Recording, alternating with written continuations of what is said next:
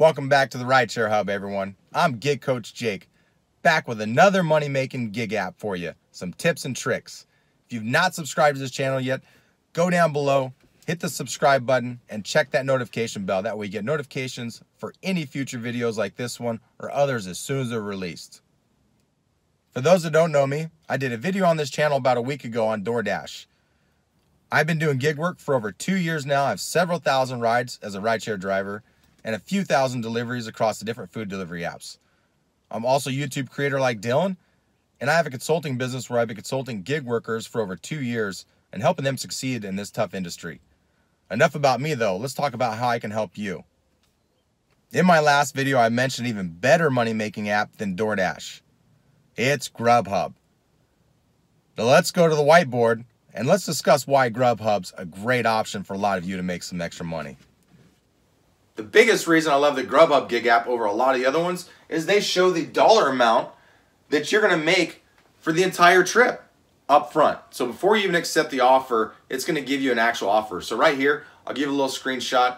You'll see this is the actual incoming screen before I accept the offer. I know already how much I'm going to make.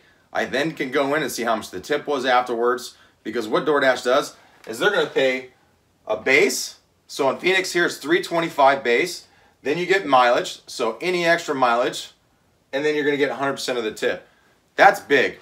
Unfortunately, they don't pay wait time. We do incur a lot of wait time for Grubhub, and that's why it's smart to run multi-apps. I can go run a DoorDash offer knowing that Grubhub is going to take me a little bit longer based on some of the information that's in the app. So right here you can see, here's a screenshot after I accepted. You can see the tip amount, like I said. I can see when the order was placed. Huge, right? So if I know it's an order, if it's a bigger order, it's going to take longer. So if it's just placed, unfortunately, Grubhub sends us the offer a lot of times minutes after the order was placed by the customer. But you can make other choices to be efficient. I'll go run a DoorDash offer. I might be at home doing some chores, getting ready for another video. There's a lot of other things I'll do to be efficient with my time so I'm not wasting it. But that's one of the things with Grubhub that will happen.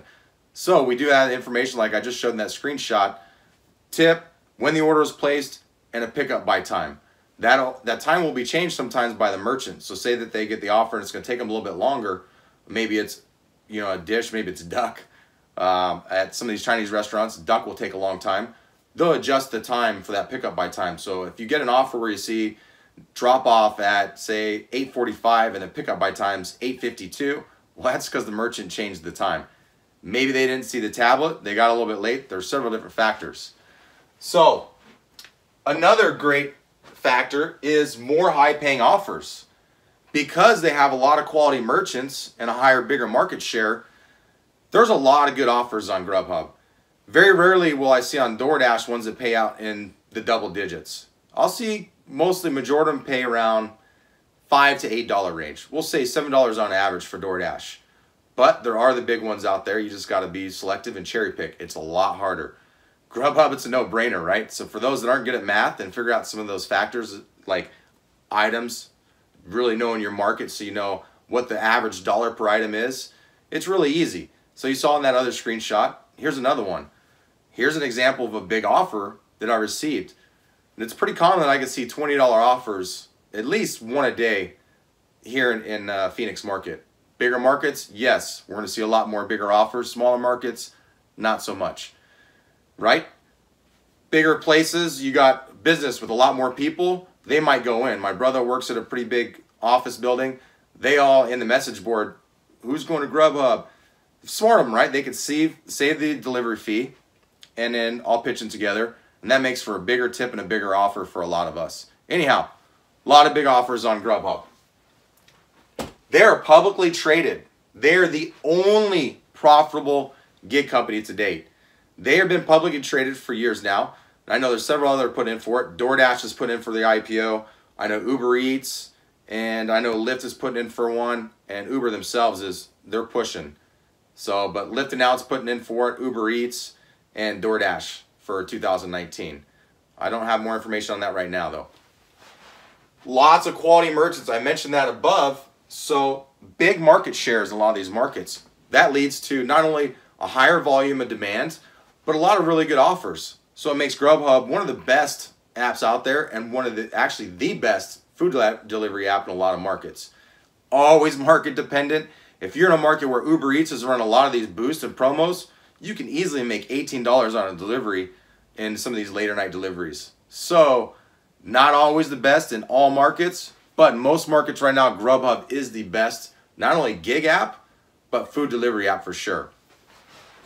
They have a minimum hourly, so they have a contribution system set up. That is starting to go away in some markets, but a lot of the smaller markets, it's huge, right? So they're trying to build and gain ground in there. What they're doing is they're offering anywhere up to $15 an hour minimum guarantee.